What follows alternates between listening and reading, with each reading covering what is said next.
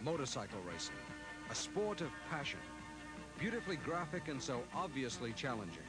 Few sports can match the physical requirements of motocross or the daring and finesse of Grand Prix racing. Quite simply, motorcycle racing is awesome. Professional motocross is definitely a youth sport. Most of the American championships are won by people in their early 20s. At 25, most riders have peaked and can look forward to having younger riders to follow. Bob Hanna at 27 is in the autumn of his career. At 20, David Bailey is in the spring of his. Both wanted to win the 250cc National Championship. The Peter Starr Motorcycle Show is brought to you by Stroh's and Stroh Light, fire brewed for smoother taste. And Chevrolet, Chevy trucks. Nothing works like a Chevy truck. And Honda Motorcycles. Honda, follow the leader. We'll be right back with Peter Starr. The 1983 Supercross season unveiled what was perhaps the most potent one-two punch in racing history. Honda's number 11, David Bailey, a young, determined and supremely talented rider who tore up the tracks like a legend in the making.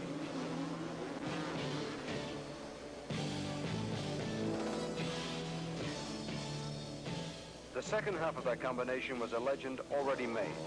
The winningest rider in motocross history, Bob Hanna. Together, they were the dominant force to reckon with in virtually every moto in the 1983 Supercross season. A season of rejoicing, disaster, and calamity.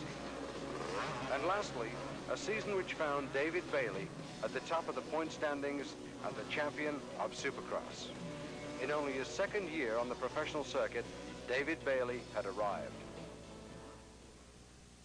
Washougal, Washington, August 14th, 1983. A beautiful, sun-drenched day in the country for the 20,000 motocross fans in attendance. A chance to escape the city, the job, the daily routine, and enjoy some cold beer, good food, and world-class motocross racing.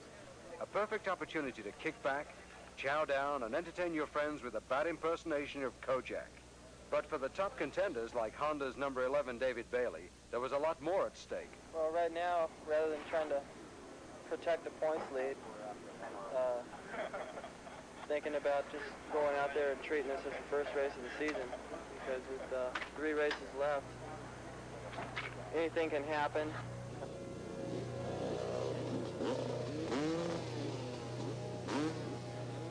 Right now, for me, the best thing to do is try to get some good starts and stay out of first turn crashes, and go as fast as I can, go 100%, and try to beat Bob and everybody else that's out there. Try to win every moto I can, and I'd like to finish off the year with a perfect score.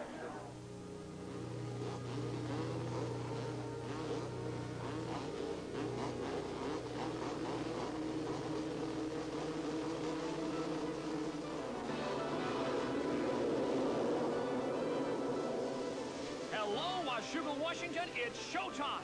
Going in for the whole shot. It's on the inside. Number 12, Honda's Bob Hurricane Hanna.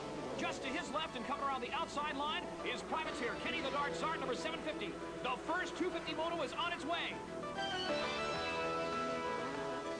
Or is it? Out of the turn 3 melee, we've got Burnworth in first with Hanna right on his heels. The traffic jam is back at turn 3, and Supercross champion David Bailey is right in the thick of it, while his teammate Hanna is way out in front of the pack, chasing Burnworth for the lead. Bailey is in dead last. This is exactly the situation he was trying to avoid. Over the whoop-de-doos, here comes the Hurricane. Bob Hanna, and Burnworth is nowhere in sight. Hanna is completely alone in first place, and yet he's riding like the devil himself is chasing him.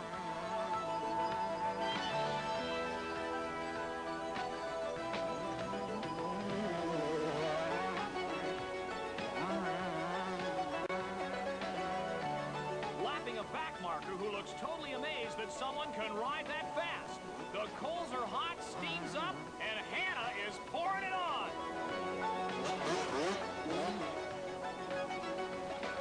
Further back in the field, young David Bailey had battled his way into 4th place after a disastrous start. Although he was too far back to catch Bob Hanna and win this particular race, his ability to consistently finish in the top 5 for every event he entered would keep him in contention for the 250cc National Championship and the overall point standings award, the AMA Super Series. Having already won the 1983 Supercross title in just his second year on the circuit, Bailey had a clear shot of winning motocross's first Triple Crown. David Bailey, the little professor, sheer guts and determination. But this moto is going to go to number 12, Bob Hurricane Hanna, winning his first race since breaking both wrists in a practice run in April. Oh, I got a good start. It was fairly easy for a while. I got kind of tired. I haven't been on a bike in enough lately. It's a little warm out there for me. So I kind of dropped off the pace at the end. I figured I'd get as big a lead as I could get, and then I could drop off at the end, and I did just that. I don't know what he was trying to do. Reflecting on the first moto, Bailey was not as contented with himself as was his teammate Bob Hanna. David had not enjoyed his first moto. I think his head was still at the starting line because he just didn't use his head. He took me down and a few others and himself, and I had to come from way behind. There've been a few things in the bike, and it's just the way it goes. Rivalry, even amongst teammates, is a natural consequence of professional sports. Top riders like Bailey and Hanna are aware of it, and so are their fans. Bob Hanna! David Bailey! Bob Hanna! David Bailey! Bob Hanna! What'd you start for? David Bailey! Bob Hanna!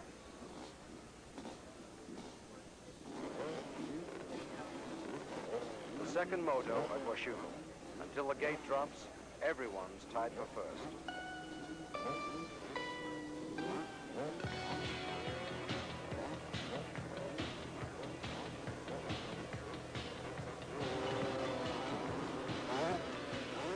Erupting over Mount St. Helens, it's Johnson, number 49, Burnworth, 16, and Bad Weather Bob, number 12. This race will really test Hanna's endurance. At 26 years of age, he's an old man compared to most of these riders, and he's also been on the sidelines for several weeks following his crash in Gainesville. Look out! Hang in there, old fella!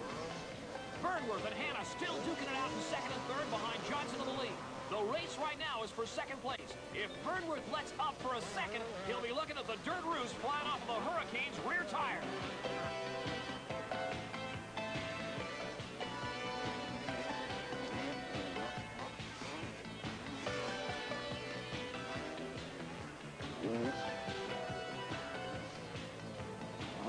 Burnworth and Hanna take the battle for second into the air. Hanna stays airborne a split second longer, but he's got the inside line going into the hairpin. This is where Hanna's strength and guts usually pays big dividends. There he goes, pushing Burnworth to the outside and smoking him.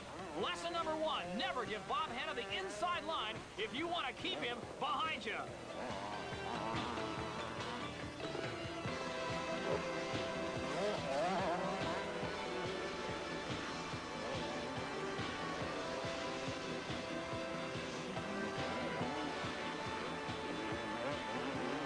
Lapping the slower riders, Hanna's teammate David Bailey is pushing hard in fourth place. Once again, the little professor is consistently riding in the money. And right in front of him, Hanna and Burnworth are still slugging it out for second behind Ricky Johnson.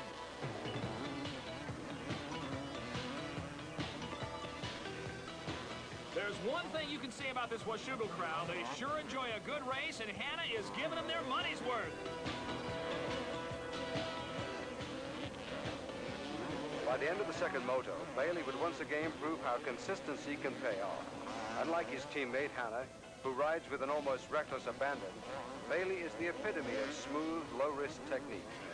In their post-race interviews, Bailey and Hanna also display another difference.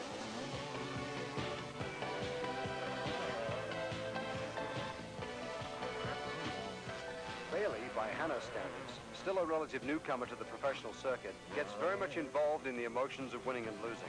Hanna, on the other hand, who already has 6 national championships to his credit, is very much the seasoned veteran, taking in stride the mechanical difficulties which caused him to drop out of the moto he potentially could have won.